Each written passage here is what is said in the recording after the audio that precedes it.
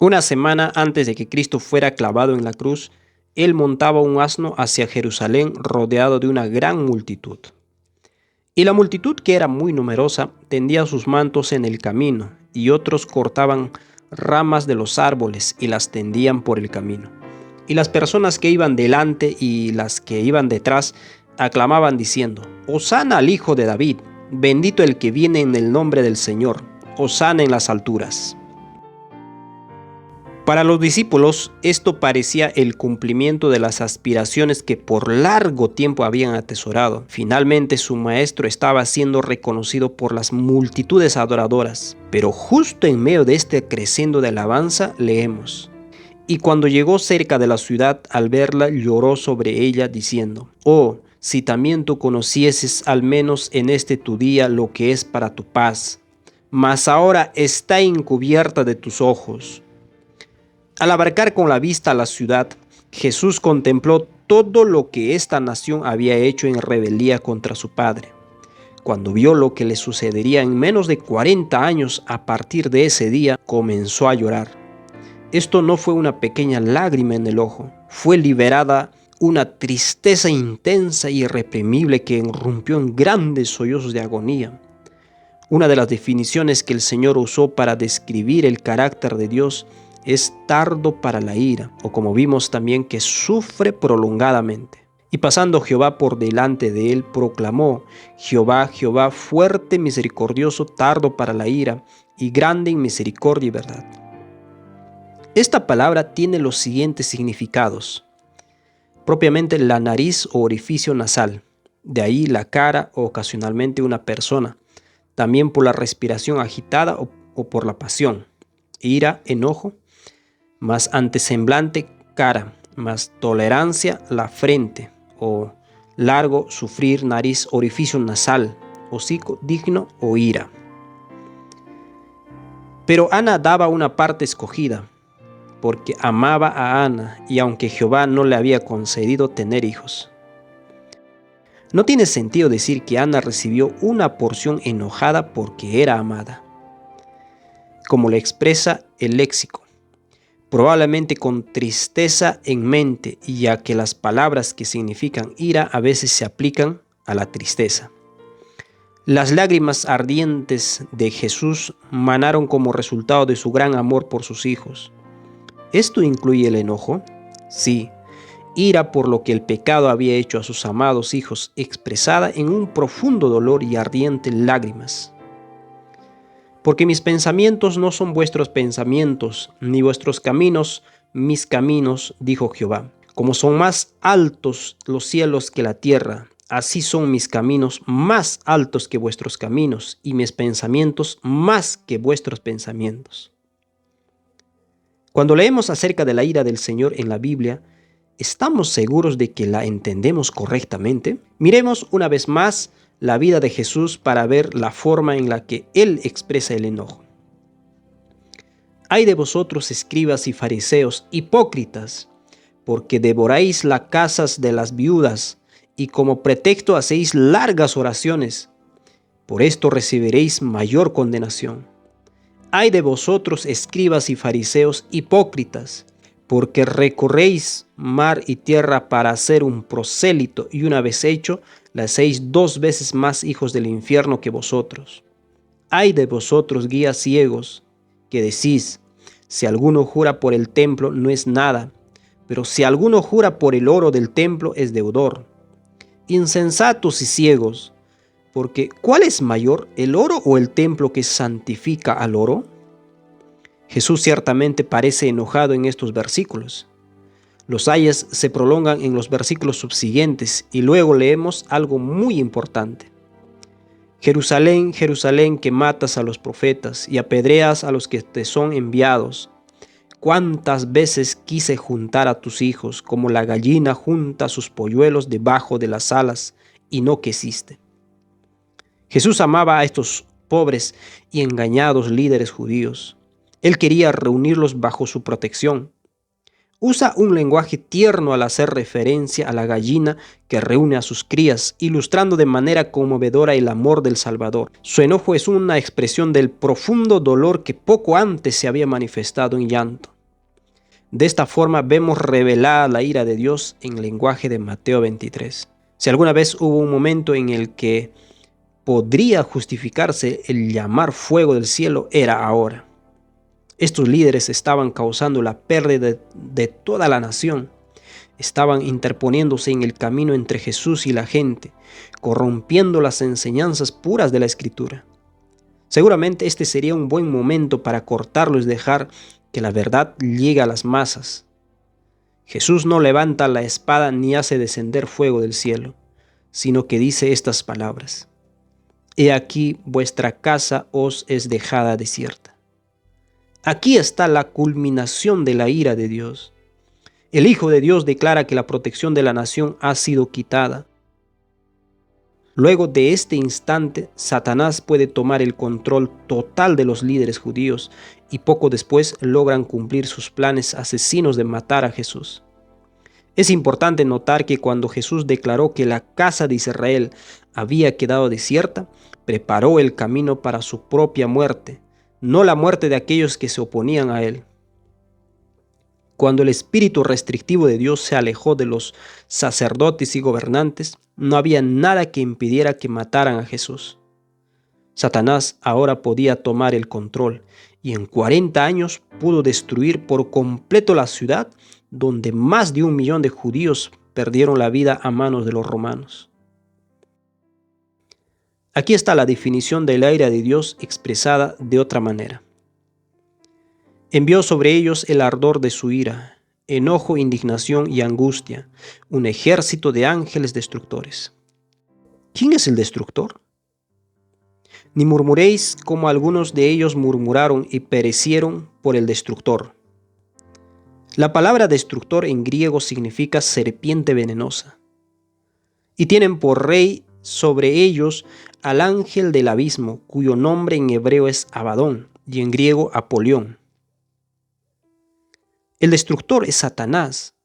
Cuando las personas persisten en rechazar a Cristo y dejan en claro que no quieren tener nada que ver con Él, sollozando de angustia, Cristo se duele por sus hijos perdidos y les permite tener al Señor de su elección. Cuando esto ocurre, el cerco de protección que ha sido colocado alrededor de cada persona es derribado. Respondiendo Satanás a Jehová dijo: ¿Acaso teme Job a Dios de balde?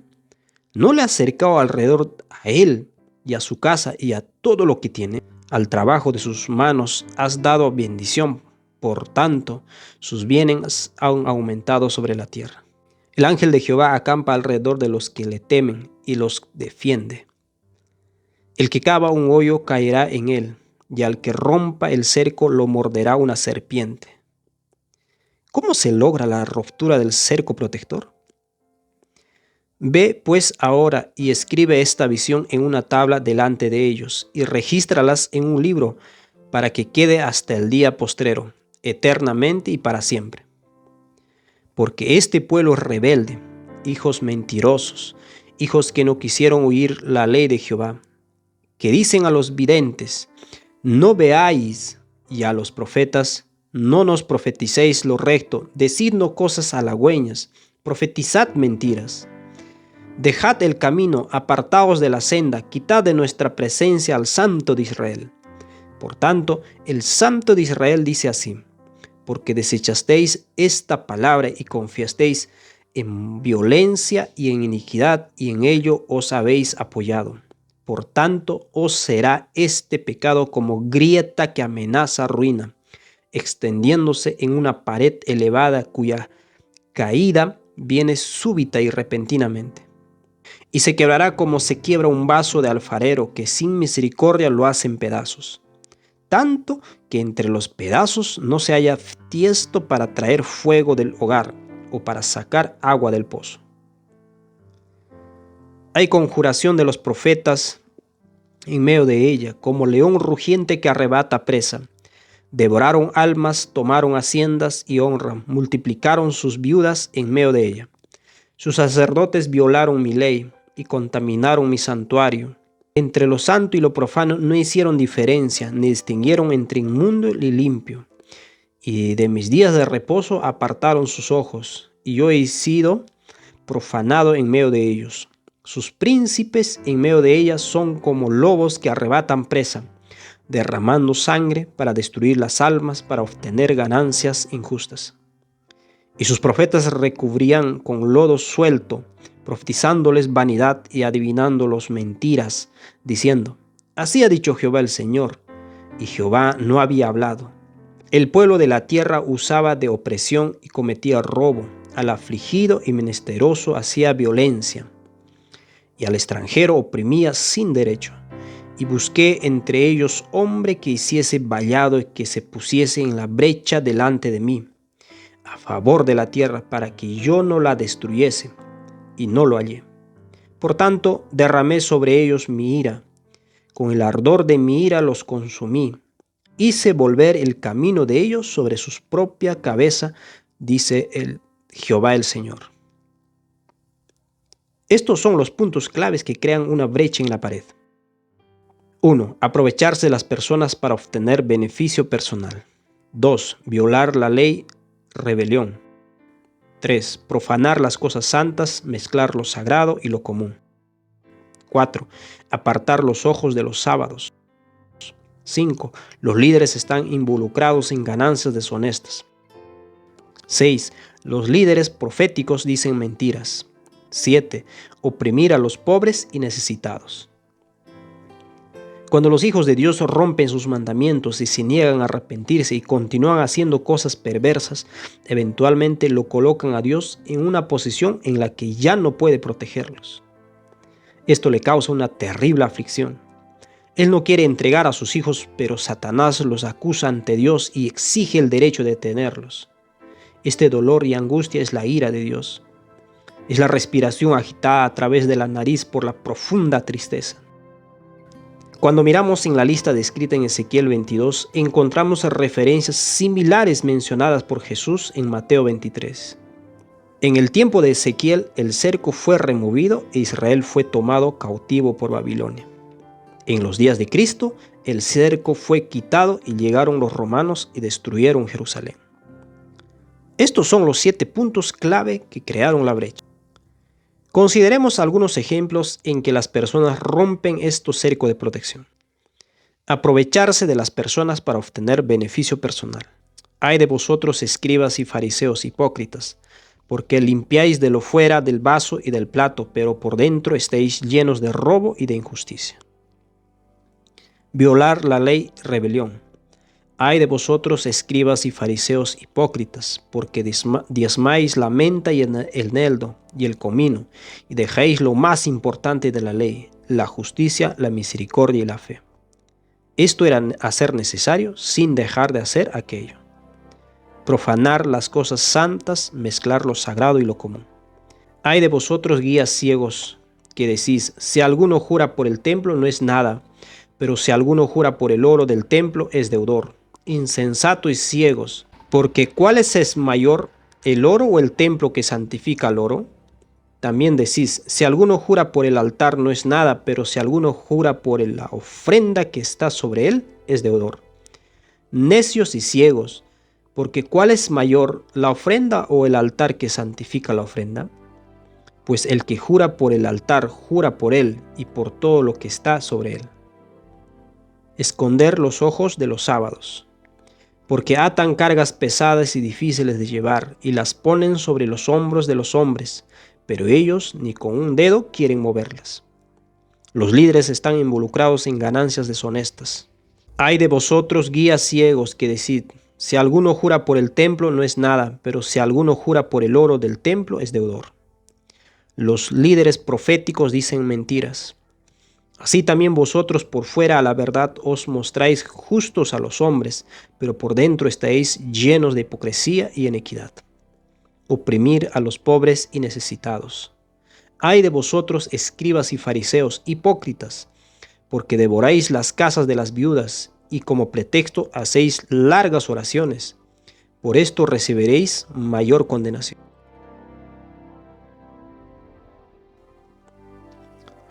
Al llegar a la parcela de Nacón, los bueyes tropezaron, pero Usa, extendiendo las manos, sostuvo el arca de Dios. Entonces la ira del Señor se encendió contra Usa por su atrevimiento y lo hirió de muerte ahí mismo, de modo que Usa cayó fulminado junto al arca. David se enojó porque el Señor había matado a Usa, así que llamó a aquel lugar Pérez Usa, nombre que conserva hasta el día de hoy. Cuando leemos las palabras la ira del Señor se encendió contra Usa, se nos invita a juzgar el carácter de Dios. Como lo hemos dicho anteriormente, las palabras ira y encendió pueden traducirse como sufrimiento y angustiar. Usa actuó de una manera que él sabía que no era correcta. Se había colocado en una posición en la que no podía ser protegido. El Espíritu del Señor se afligió por Usa. El Señor no quiso dejarlo, pero su transgresión lo colocó donde el Señor tenía que permitir una brecha en la seguridad. El texto dice que el Señor abrió una brecha en Usa. Le causó al Señor mucho pesar tener que alejarse de Usa, pero él había elegido un camino de rebelión y el Señor tenía que honrar su elección. No fue Dios quien destruyó a Usa por su propia mano, sino que la rebelión de Usa abrió la brecha en el cerco de protección. Uno de los posibles indicadores del descontento en el corazón de Usa se encuentra en los versículos anteriores del capítulo.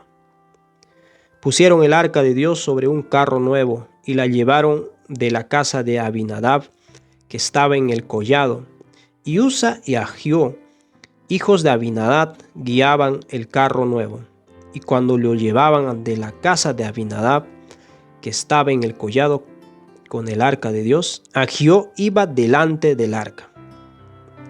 Usa figura primero en la lista de los hijos de Abinadab, pero se menciona que Ahío, el hermano menor, lidera el arca en lugar de su hermano mayor. ¿Estaba Usa celoso de su hermano? ¿Había odio en su corazón? Un problema secundario que produjo que se rompiera el cerco fue colocar el arca en un carro tirado por bueyes. Moisés había indicado que el arca debía ser llevado por los sacerdotes. En aquel tiempo apartó Jehová la tribu de Leví para que llevase el arca del pacto de Jehová, para que estuviese delante de Jehová para servirle y para bendecir en su nombre hasta hoy. Y mandaron al pueblo diciendo: cuando veáis el arca del pacto de Jehová vuestro Dios y los levitas sacerdotes que llevan, vosotros saldréis de vuestro lugar y marcharéis en pos de ella. Esta brecha secundaria no era suficiente para quitarle el cerco de protección a nadie más excepto a Usa, porque obviamente había algo en el corazón de Usa que causó que la protección fuera eliminada. Entonces, ¿cómo lees?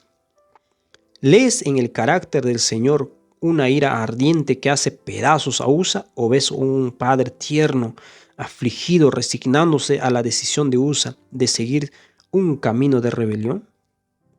Cada uno de nosotros debe elegir cómo leer esto. Nuestro Padre Celestial ha permitido que las variantes del significado proporcionen un espejo para nuestra alma, para que podamos decidir por nosotros mismos qué carácter veremos en el texto. ¿Vemos un carácter como el nuestro? ¿Vemos a una persona impulsiva e iracunda que golpea en el suelo a los que cometen errores? ¿O vemos a un padre afligido, forzado a aceptar la decisión de Usa de abrazar el espíritu de Satanás y ser entregado a su amo legítimo, el destructor? Traeré sobre vosotros espada vengadora, en vindicación del pacto, y si buscaréis refugio en vuestras ciudades, yo enviaré pestilencia entre vosotros y seréis entregados en mano del enemigo. En muchos lugares de la Escritura leemos que la ira del Señor se enciende y que la espada, el hambre y la pestilencia caen sobre las personas. En el texto que acabamos de leer, vemos que ellas son entregadas en manos del enemigo. La ira que se enciende es la angustia y el dolor que nuestro Padre experimenta cuando sus hijos descarriados persisten en rebelarse, quebrantando los mandamientos diseñados para su protección. ¿Escucharemos atentamente la voz de nuestro Padre hoy? No haréis para vosotros ídolos ni escultura, ni os levantaréis estatua, ni pondréis en vuestra tierra piedra pintada para inclinaros a ella, porque yo soy Jehová vuestro Dios. Guardad mis días de reposo y tened en reverencia mi santuario. Yo Jehová. Si anduviereis en mis decretos y guardaréis mis mandamientos, y los poseeréis por obra, yo daré vuestra lluvia en su tiempo, y la tierra rendirá sus productos, y el árbol del campo dará su fruto. Vuestra trilla alcanzará a la vendimia, y a la vendimia alcanzará a la sementera, y comeréis vuestro pan hasta saciaros, y habitaréis seguros en vuestra tierra. Yo daré paz en la tierra, y dormiréis, y no habrá quien os espante. Y haré quitar de vuestra tierra las malas bestias, y la espada no pasará por vuestro país. Si nos sometemos con gozo a los mandamientos de Dios y decidimos creer que nuestro Padre desea bendecirnos, entonces podemos disfrutar de la protección de los ángeles del Señor. El que habita al abrigo del Altísimo morará bajo la sombra del Omnipotente. Diré yo a Jehová, esperanza mía y castillo mío, mi Dios en quien confiaré. Él te librará del lazo del cazador, de la peste destructora. Con sus plumas te cubrirá y debajo de sus alas estarás seguro. Escudo y adarga es su verdad. No causemos dolor y tristeza a nuestro Padre y al Señor Jesús por nuestra desobediencia. Él desea cuidarnos y protegernos. Si nos rebelamos y elegimos al espíritu del enemigo, eventualmente se le permitirá controlar nuestras vidas. No es justo que una persona sea continuamente protegida por alguien con quien no quiere estar. La destrucción de Jerusalén es una sombra del fin del mundo. Así como la nación rechazó al Hijo de Dios hace 2000 años, de la misma manera es despreciado y rechazado por los hombres hoy. Las personas escupen al Señor del sábado cuando rechazan su día de adoración. La inmoralidad y la avaricia abundan de tal forma que eventualmente Cristo, en medio de sollozos de angustia, dirá al mundo: tu casa es dejada desierta. Entonces los vientos de destrucción, que son los ángeles caídos, serán liberados por completo para destruir a la tierra. Aferrémonos a nuestro Salvador, confiemos en su gracia y seamos parte de ese número que guarda los mandamientos de Dios y tiene la fe de Jesús.